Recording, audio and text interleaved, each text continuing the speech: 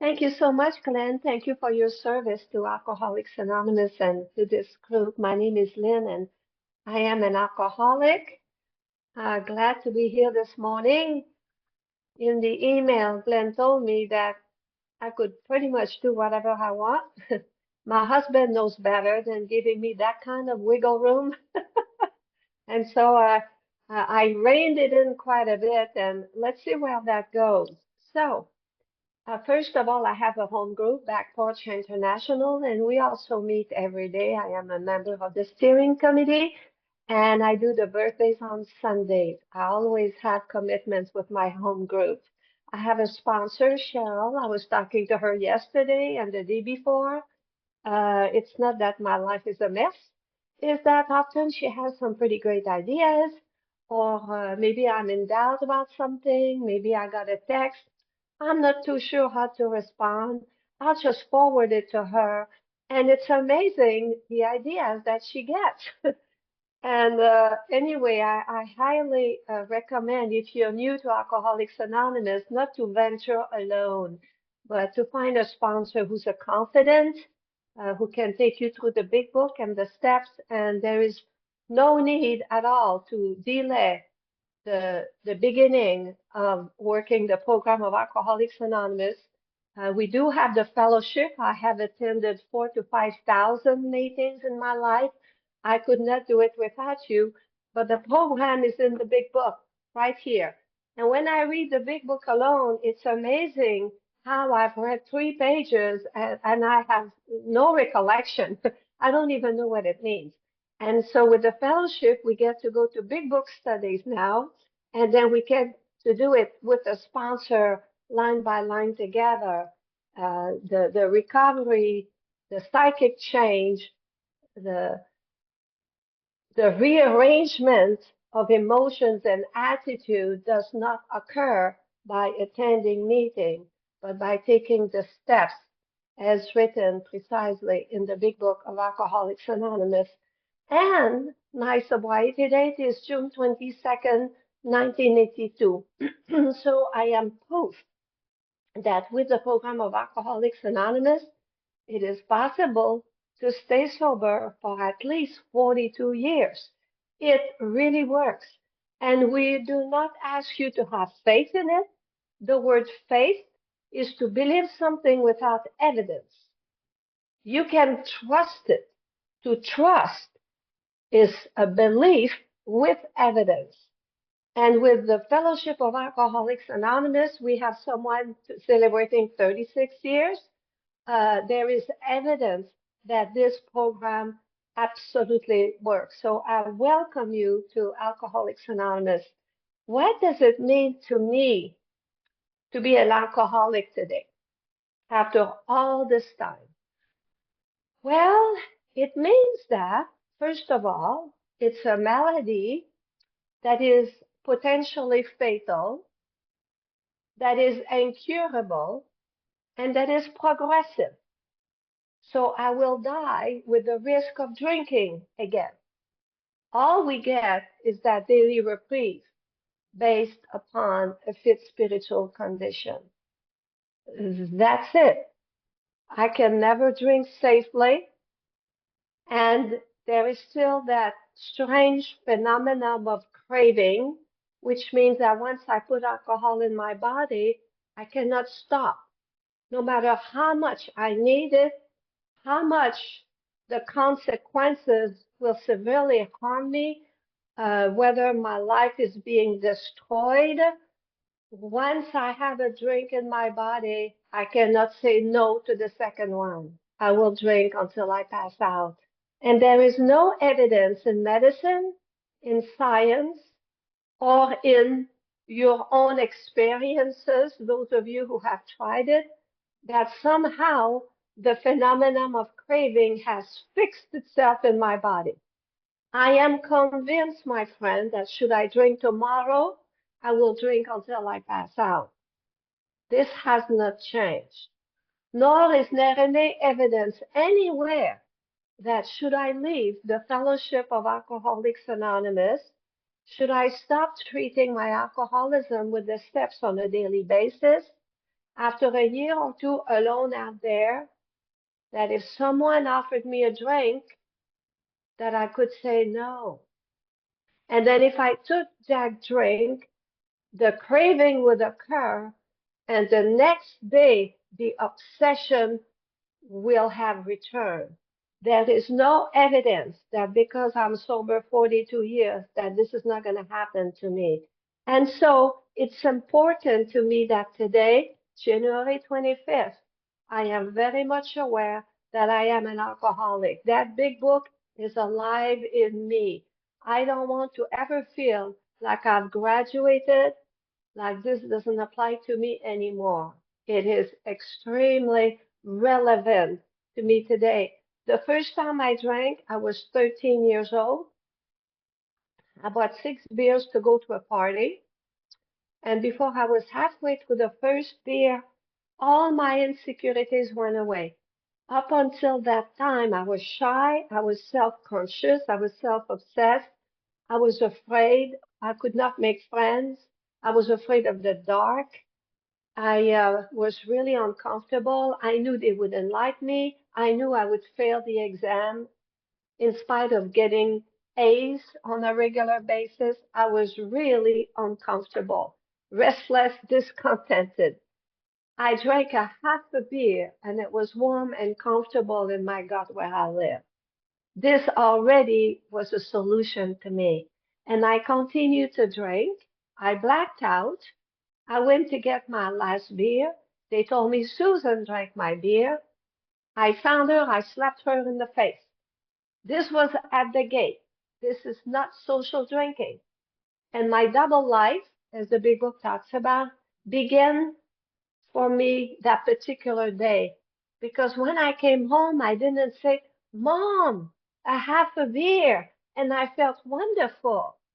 Mom, it's so weird. I hardly remember anything of the evening.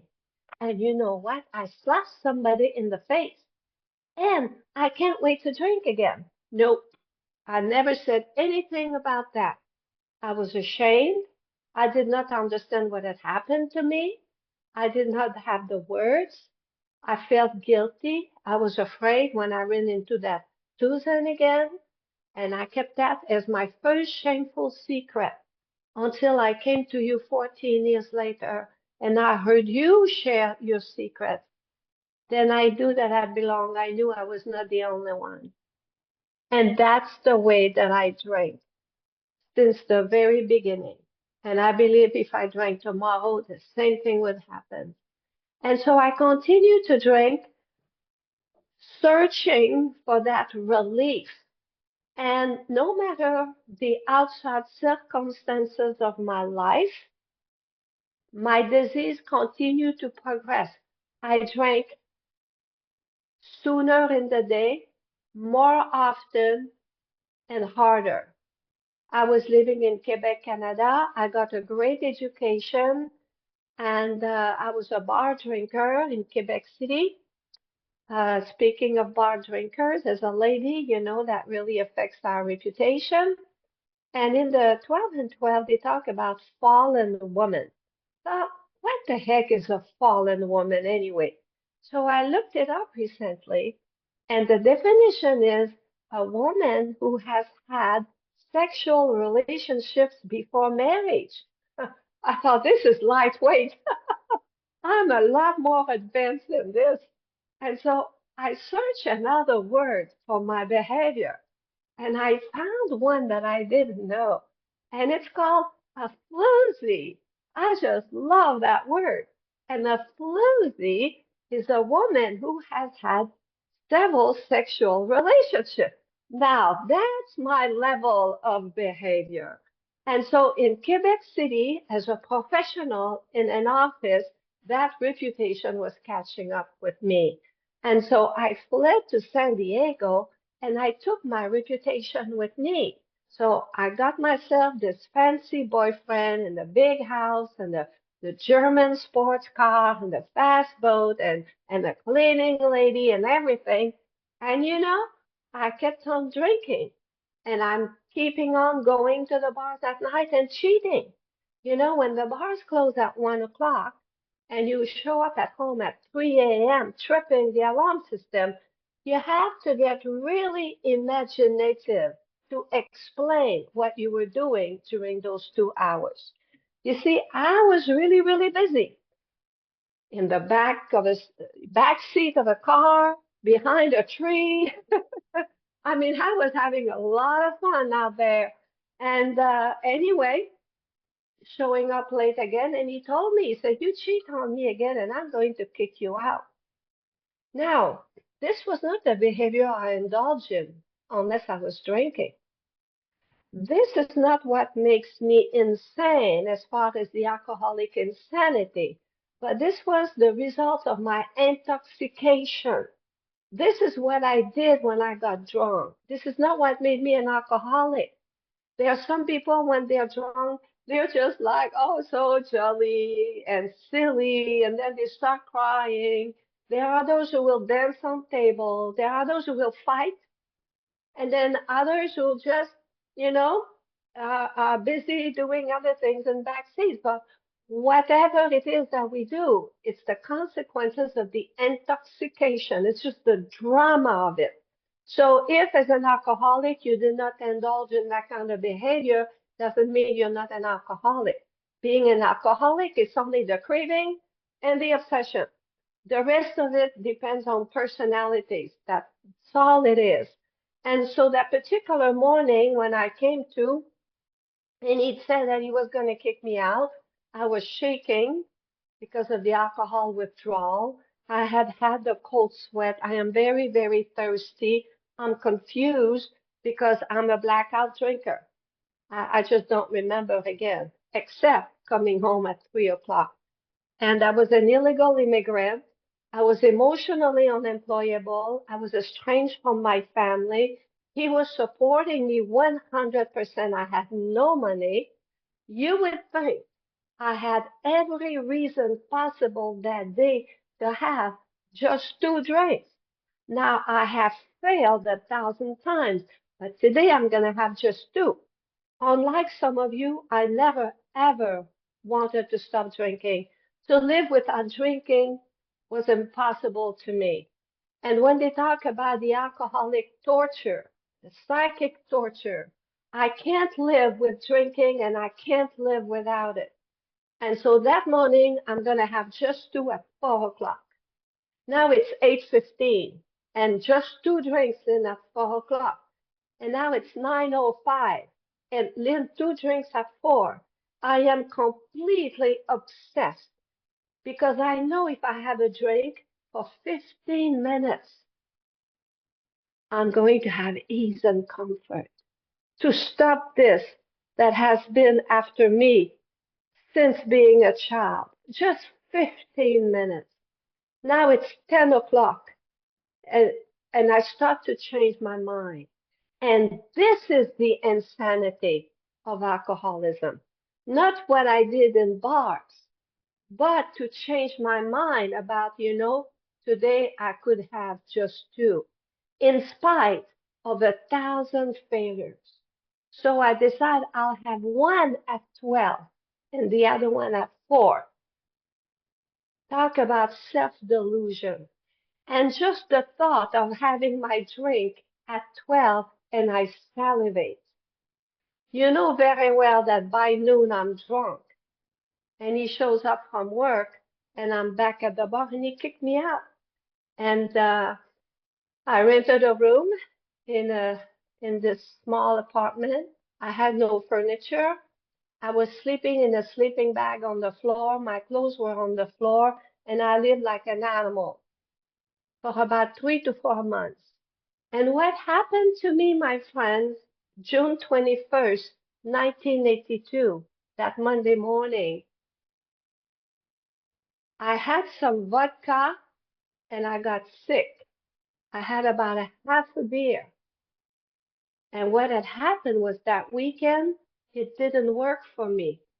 No matter how much I drank, I was sober from the neck up.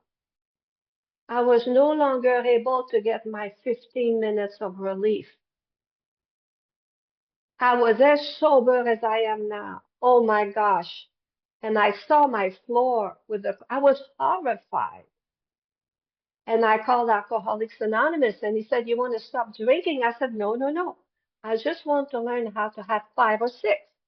It's after that I get in all this trouble." He said, "You're not ready for us. When you want to stop drinking, call us back." And during the next 2 hours or so, what I heard loud and clear was, "Lynn, you're done with drinking. There is nothing left in this for you." So I called back and he said, "Great, a lady in your area will call you." Beverly called me, and that's my Abby. I hope you remember the name of your Abby. So Beverly called me and we chatted a bit, and she gained my confidence. She had a message of depth and weight as an ex-alcoholic or ex-problem drinker, armed with the facts. And she said, "Would you like to go somewhere?" And I thought, well, yeah, I'm a traveler. I love going places. And I assumed they would take me to the La Costa Resort. I could use the mud bath, the massages. I was tired. So I eagerly accepted the proposition. And she and her husband picked me up and they took me to deep ducks downtown with the winos off the street on thin mattresses. So I was disappointed, but I stayed. I stayed. And they gave me the 20 question. And I thought, well, I was in school a long time. I can take this. This is going to be easy. And indeed, I got 17 right the first time I took it. I aced the darn thing. He said, "You're an alcoholic." I said, "I know."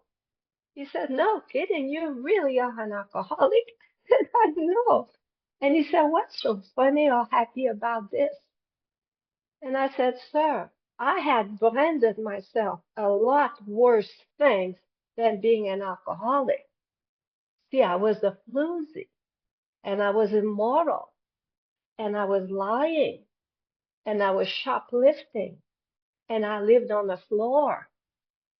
And by then, one afternoon, I was in the corner before he kicked me out, in the corner of the living room, screaming from the top of my lungs like that.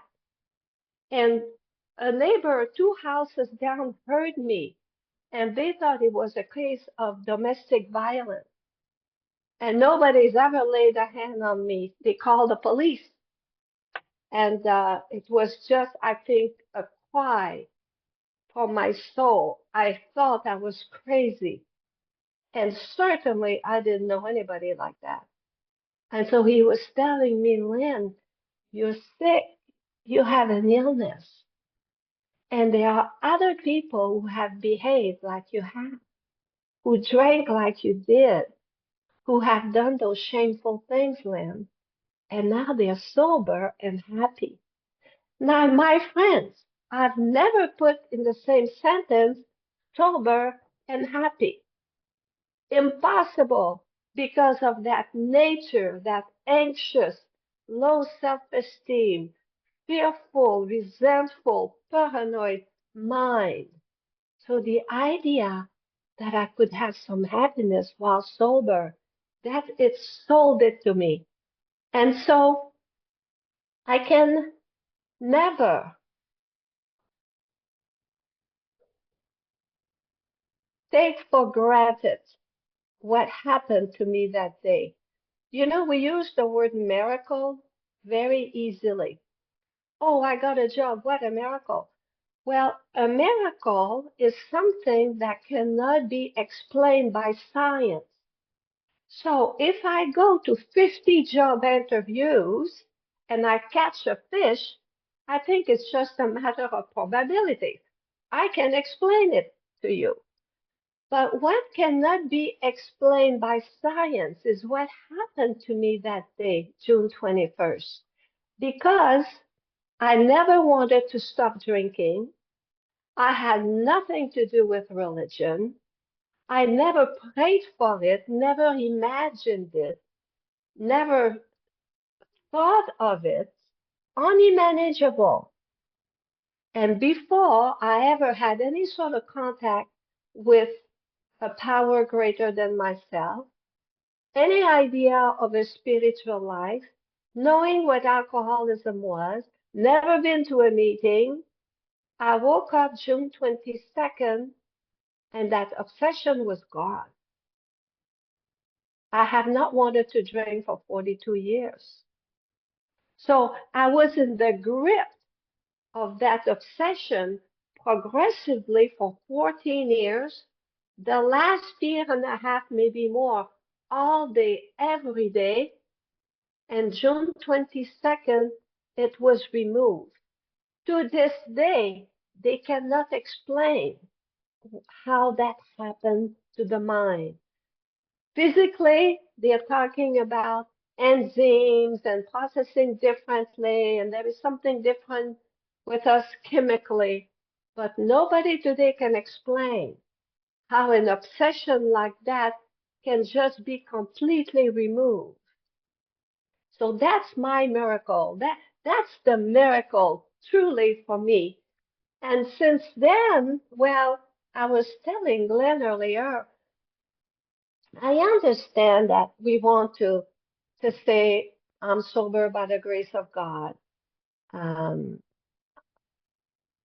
but if we really pay attention to the big book, it says, if you want what we have and are willing to go to any length to get it, they talk about permanent sobriety in the second forward. Bill Wilson, Dr. Barr, Bill Dodson achieved permanent sobriety. So if you want to stop for good, like the big book talks about, we can show you how to stay sober permanently.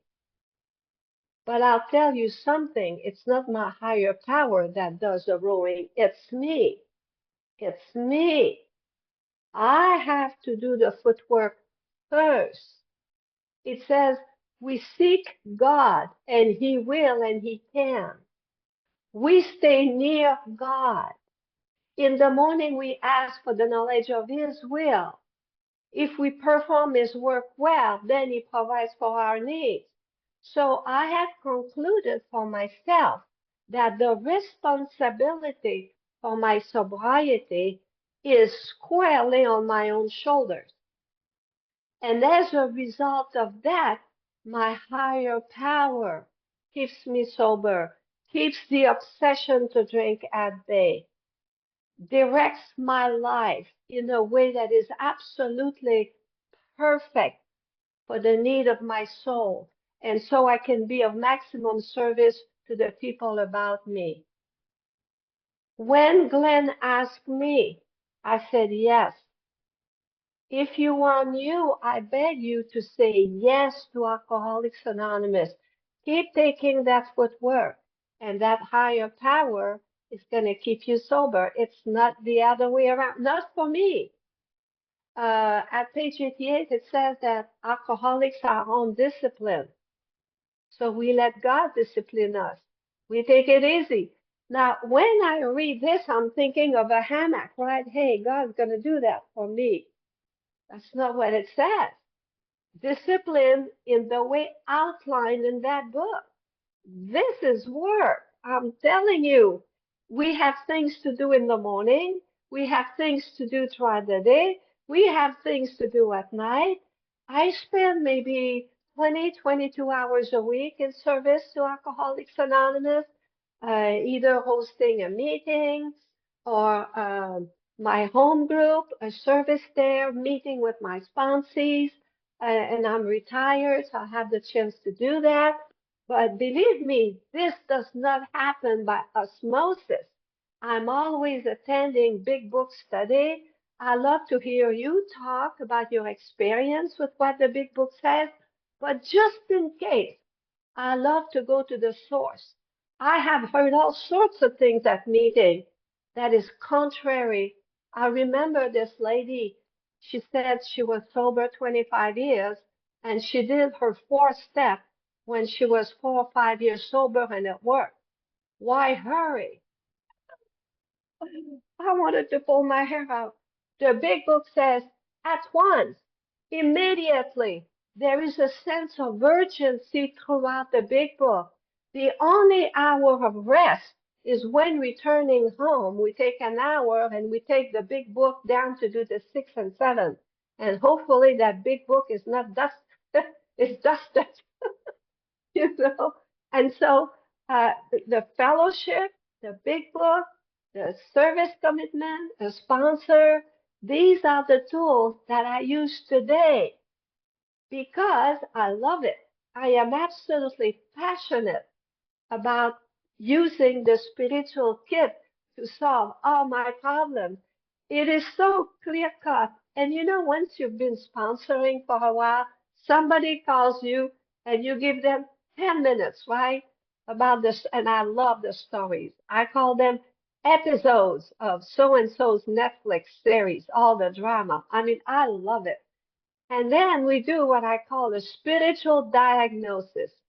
I'm looking for whether they were reasonable or not, whether there is some selfishness or not, if there is any kind of self-delusion in there. And then when they're done, oh, honey, I know, how painful, baby. Now let's talk about it.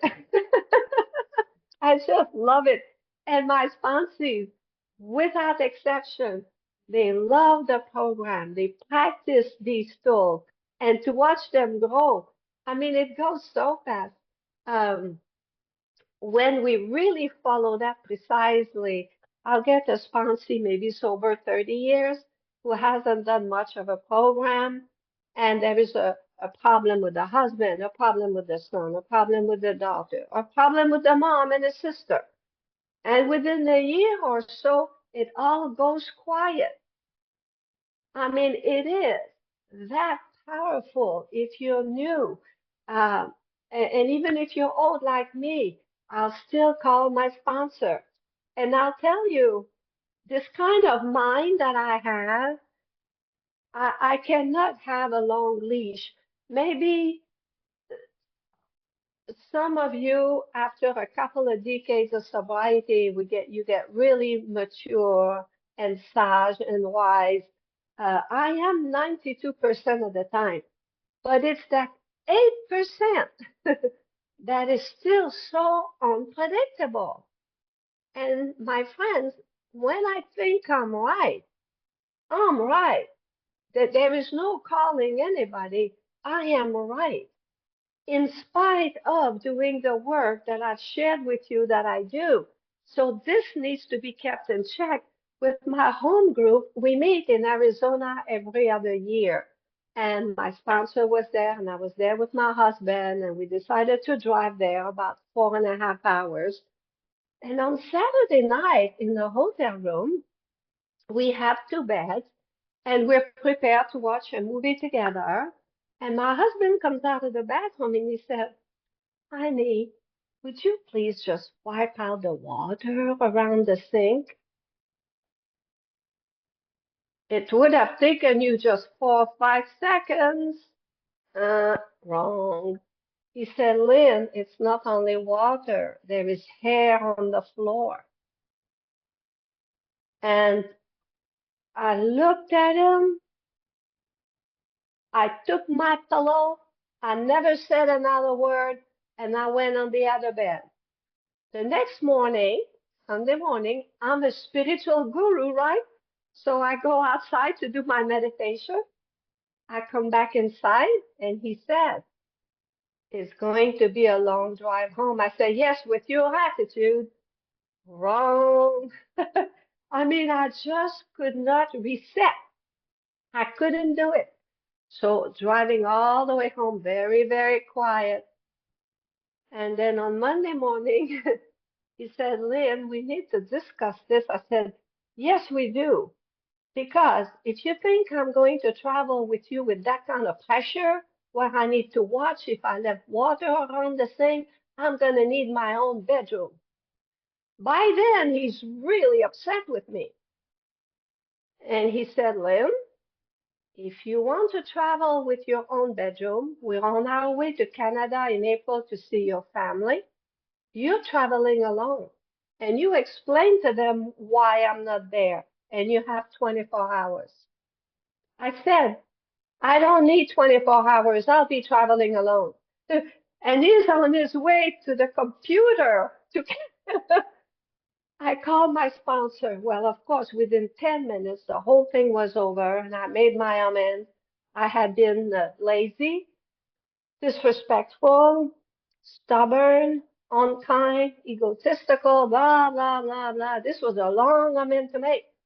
And here, when we make amends, we actually change the behavior. Well, you should see the saint right now because he had said, Lynn, even at home. How can I be so oblivious? I've been living with him for 10 years and I never noticed all that water.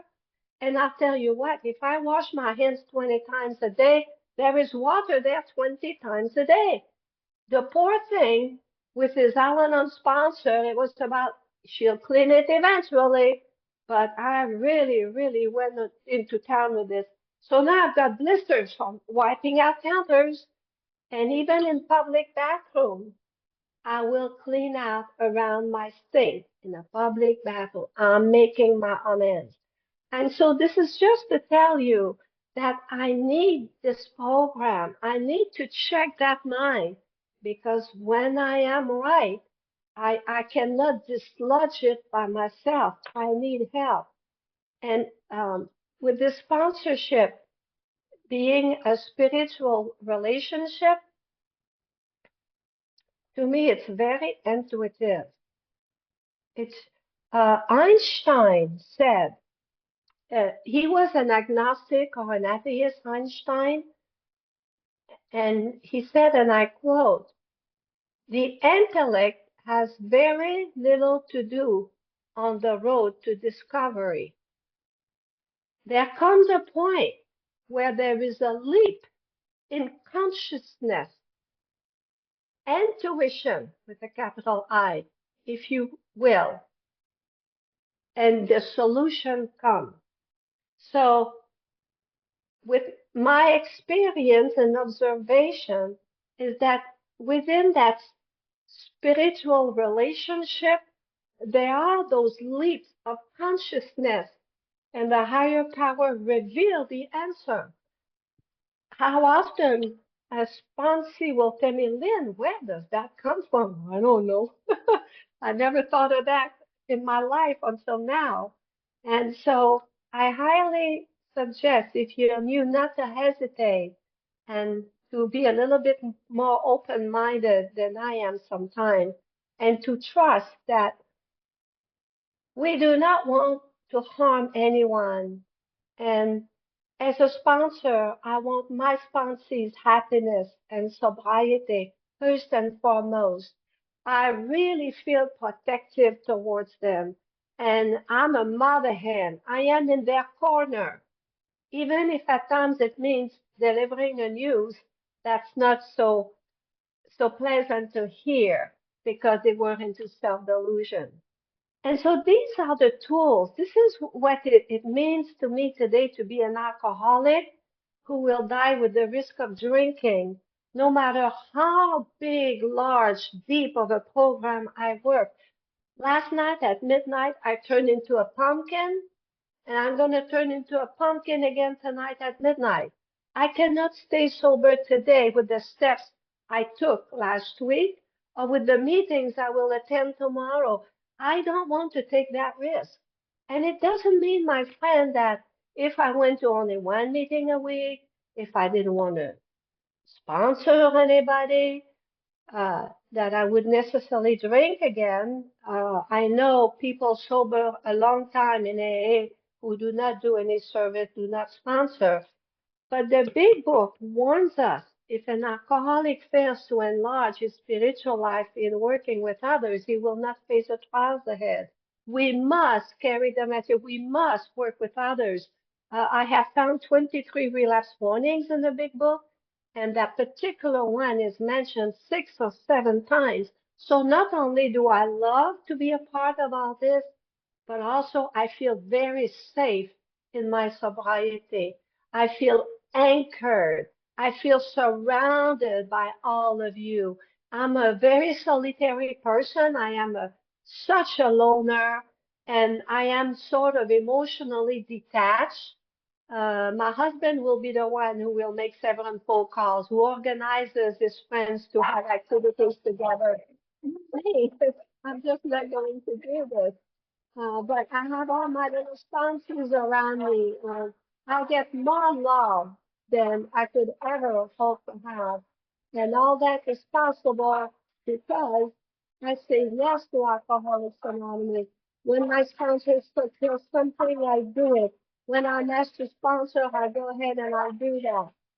And I want to be